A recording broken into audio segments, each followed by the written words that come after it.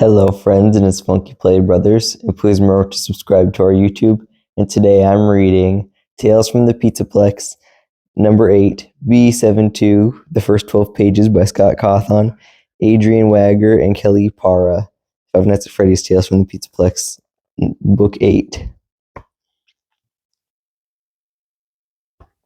B7-2. The voices were far away, but getting closer. They were like scratchy static, marring the clarity of a perfect melody. Until the voices had intruded, Billy had been floating in a sweet haze of sensation-free bliss. Now the voices cut through that bliss, yanking Billy into a muddle of noise and pain. Billy threw up a hand, wanting to ward off the invading unpleasant feelings. His hand raised. His raised hand, though, brought even more pain. A sharp, cutting sting. Billy gasped and opened his eyes. The pinpoint lights were blinding. He snapped his eyes shut again. The bliss was well and truly gone now. Billy's senses flooded with information, even though his closed lids. He could still see the spears of bright light. He could hear loud chatter and a few shouts, combined with an intense and gyrating beep, the patter of footsteps, and the occasional metallic clatter. The smell, the pungent scent of bleach and disinfectant, the arid odor of urine, and a nauseating smell of overcooked vegetables, maybe broccoli and cabbage. He felt something pricking at the back of his right hand, but that was the least of the pain he felt. It seemed like nearly every nerve ending in his body was firing a brigade of throbs and aches and twinges. Everything hurt, and the taste in his mouth. Billy tried to move his tongue around to erase the bitterness that was so powerful that he had to swallow down a gag. But then he remembered that he had very little tongue remaining. Only the barest numbing of tissue was able to wiggle around in his mouth, and it could do nothing to wipe away the caustic flavor. Billy opened his eyes again, turning his head away from the lights. He blinked several times and looked around. He was definitely in the hospital, but why? Frowning, Billy dug through his disordered memories. He saw himself looking in the mirror, gazing at his unnatural square face and his mutilated body. He saw the floor of his home, and he remembered lying on it, crying. He saw his neighborhood, and then he remembered lurching through it, walking and walking. He saw a junkyard and an old station wagon, and he felt himself climbing into the back of it. The compactor, Billy thought. The last thing he remembered was the feeling of a compression, a system-wide pain that bloated out all of his sadness and regret. The memory acted like a catalyst, and now his mind replayed his recalling experience of listening to the rumble of a big machine that bore down on the car he'd hidden in. That sound, for some reason, pulled him back into his identity. He instantly became aware of it all. He simultaneously integrated the personality of a boy whose play had turned into a years-long delusion of a man who just realized his horrible mistakes and had to face his remorse and self-hate. The compactor had been Billy's way out of all of it, his surrender. So how did he? Well, look who's joined us, a perky voice cried out. Billy turned his head towards the open doorway. A compact woman with shorts, strawberry blonde curls, and a heavily freckled overall face rustled up to the side of the bed Billy lay in. The woman wore a bright blue cotton uniform. Maybe she was a nurse. Glancing at the beeping monitors, she put warm, smooth fingers against the back of Billy's right hand, and he could feel them. Why could he feel the nurse's fingers?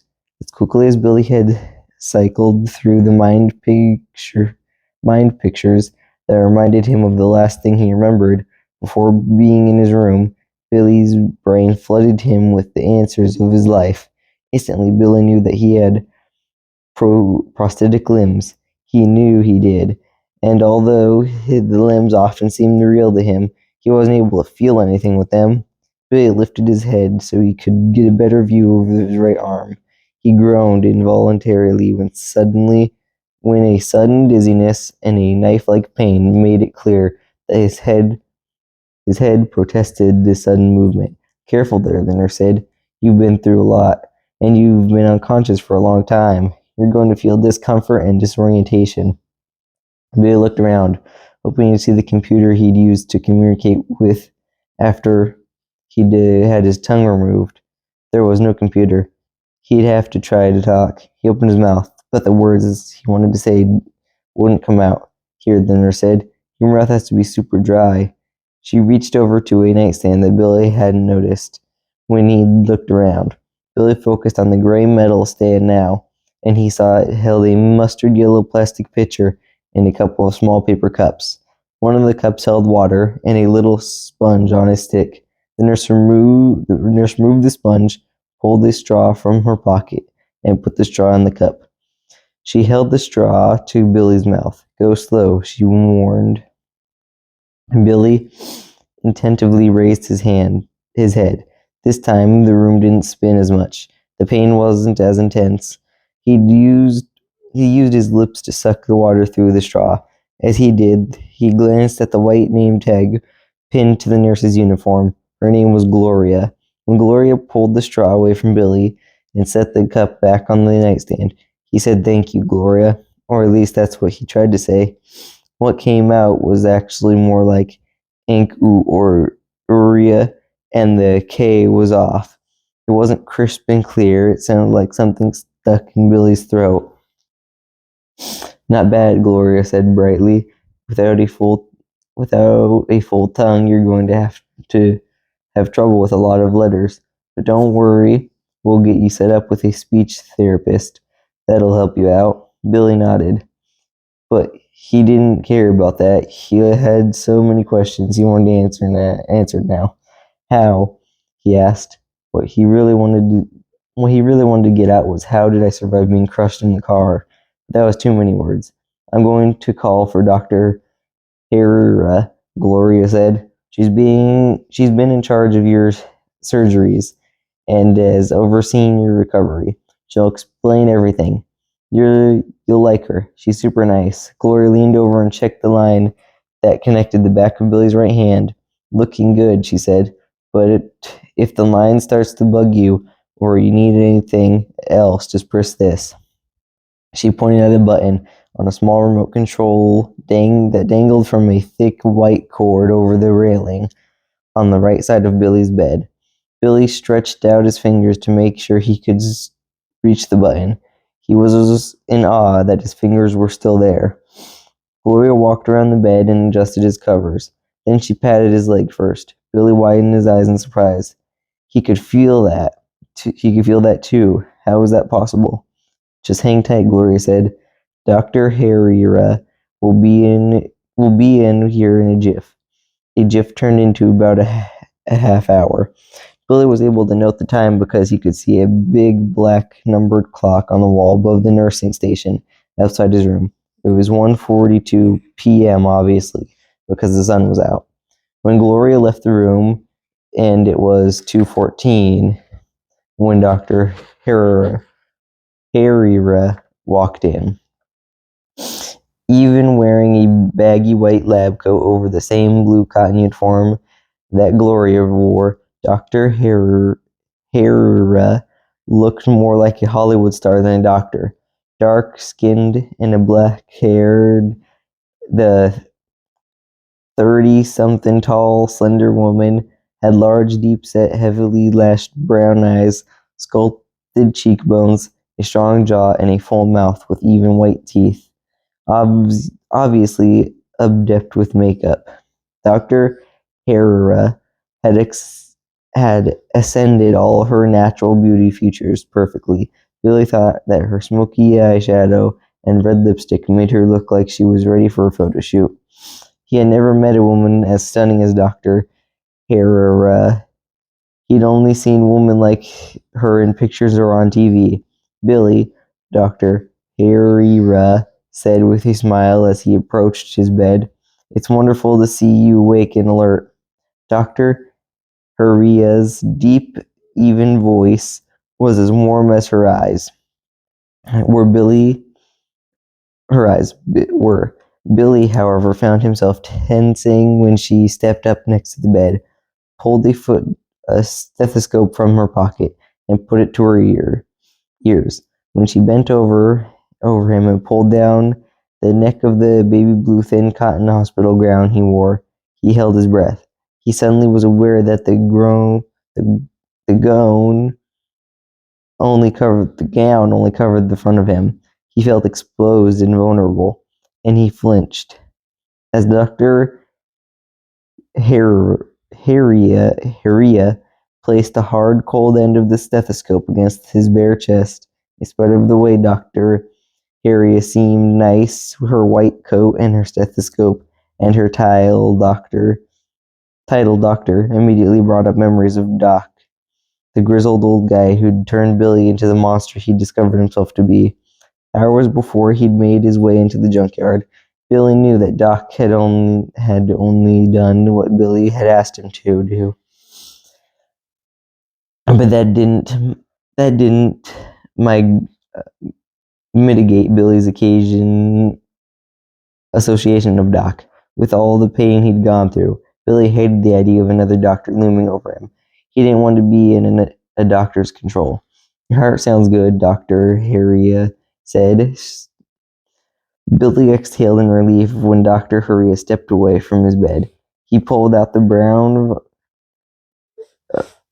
When Dr. Heria stepped away from his bed and pulled out the brown vinyl chair, which was straight backed and didn't look comfortable. Towards the foot of the bed, she placed the chair where Billy would easily see her without craning his neck, and she took a seat. "Okay," Dr. Heria said. "Let's get you caught up on what's been going on. Sound good?" Still feeling intimidated and weary, Billy managed to nod. He needed to know what had happened, so he focused himself to stay calm and listen. Dr. Heria clasped her large hands together. "Okay," Dr. Heria said again. She said the word with a long O sound. "Okay." Dr. Heria opened her mouth and then closed it. "Perhaps we should start with what you remember," she said. In spite of his nervousness, Billy found himself relaxing a little. Dr. Heria spoke in a slight accent. Billy thought it was maybe Spanish, and the ebb and flow of her words were strangely soothing. Billy cleared his throat. "I remember going to the junkyard and getting in the old car, and I remember the car was being crushed." These words were what Billy heard in his mind when he spoke, but what he heard in his ears was much different without a tongue. Billy could only clearly use a few letters: A, B, E, F, I, M, O, P, R, V, and Y without distortion. Some letters, K, Q, U, and X, were close but somewhat garbled. The rest of the letters, though, that required pressing his tongue to the roof of his mouth in any way, weren't accessible at all. Constantly, his speech was mushy and difficult to understand. Somehow, though, Dr. Heria managed to grasp the grist of what Billy had said. "That's what I thought," Dr. Heria said. "After you were found, the police at first thought you'd been attacked and placed in a vehicle compactor against your will. They had to go to your home and investigate. When they did, they found out the truth." Billy pressed his lips together. He hated the idea of strangers going through his things. He could feel his heart rate speeding up. He focused himself to the breath slowly. At least he didn't have to explain any more. "Why am I alive?" Billy asked. "Well, to start with," Dr. Heria said. "Dumb luck, apparently. No one is sure why you survived the machine, but you did, and you were found just in time, because the junkyard owner is a bird watcher. He said he spotted a rare bird on the roof of the station wagon. That's when he noticed blood coming from under the wagon's back door. It was almost too late. You suffered several injuries. You had a cracked skull, jaw, collarbone, and pelvis. Your right arm and left leg were fractured. You also had internal injuries, some damage to your liver, kidney, spleen, and gallbladder. But plus, you had a collapsed lung when they brought you in. In addition to that, you had all the modifications you underwent before the compactor injuries. We dealt with your injuries, and we removed all the foreign materials and parts from your body in a series of surgeries. During that time, and for several weeks after, we've kept you in a medically induced coma to give your body the time it needs to heal. Dr. Hurry studied Billy's face, and your body has done a fine job, I have to say. Considering how much Billy hurt, he wasn't sure about that, but he didn't say anything. He was struggling to comprehend the fact that all of the additions he made to his body had been removed. So why was so much of him still here? His memory told him that he'd been nearly entirely replaced with metal and wire and plastic. Glancing down at his clearly intact right hand, Billy had to question his take on what he'd done to himself. Obviously, he had it wrong. But why? Dr. Herrera shifted in a brown chair. Billy refocused on her. Some of the work you had done couldn't be undone, Dr. Herrera said. Your right leg and left arm were amputated. The exterior cartilage of your ears had been removed, and most of your tongue is missing. The rest of your body, however, was integrated with one foreign material. Oddly, your left leg had been surgically altered to appear as if it had been amputated. The prosthetic materials had been incorporated with your flesh. According to the files the police found in your house, you asked the doctor to remove all your limbs, but it appears he got lazy, or maybe greedy. He took your money and didn't do one of the amputations. He just made modifications so it appeared that the amputation was done. Dr. Herrera shook her head and then went on. The police raided the old mental hospital where your doctor did his surgeries, and they found body parts in a freezer. Not all were yours, but some were, including your right arm. We're able to reattach parts, and when they're preserved well enough, Billy looked down at his right arm in awe. Dr. Herrera smiled and crossed her legs. As for the rest, Dr. Herrera said, when I removed all of what shouldn't have been there, it came out as one coherent piece. All the extraneous parts held together with wires and your own conjunctive tissue and flesh. Billy winced at the idea of what must have gone into removing from his body, and at the idea of losing even more of himself in the process. His stomach clenched. Dr. Herrera leaned forward and touched Billy's right hand. Billy thought she meant the gesture as one of comfort, but it just made his stomach flip over again. He wanted to yank his hand away from her, but was too scared. The idea of this woman slicing him open and taking out what had essentially been a cobbled together animatronic endoskeleton brought up memories of the time Billy had spent in Doc's basement. Billy couldn't contain a shiver, but Dr. Herrera didn't seem to notice it. The work that was done on you, Dr. Herrera went on, although unconsiderable and gruesome, was unlike anything I've seen. Because of that, I had to put what we removed in one of our storage vaults downstairs. Dr. Herrera cocked her head. Do you have any questions, Billy? Billy had a lot of questions, but he didn't want to ask any of them. Still marveling at his intact right arm, he finally managed to lift it, trailing the line that was inserted into the back of his hand. He brought his fingers to his face, not sure what he'd feel. He He tentatively touched his cheek. "Would you like a mirror?" Dr. Herrera asked. So, friends, thanks for listening. We're going to stop there for today and read some more later. So, friends, thanks for watching. Like, comment, subscribe, hit the notification bell. Follow us on Twitter at the Funky Play Bros. Follow us on Instagram and TikTok at the Funky Play Brothers. Support our blog at Cash App with the $ Funky Play Brothers so we can have more unboxings, more taste tests, more adventures, more monies, and for support. Thank you for watching. Bye!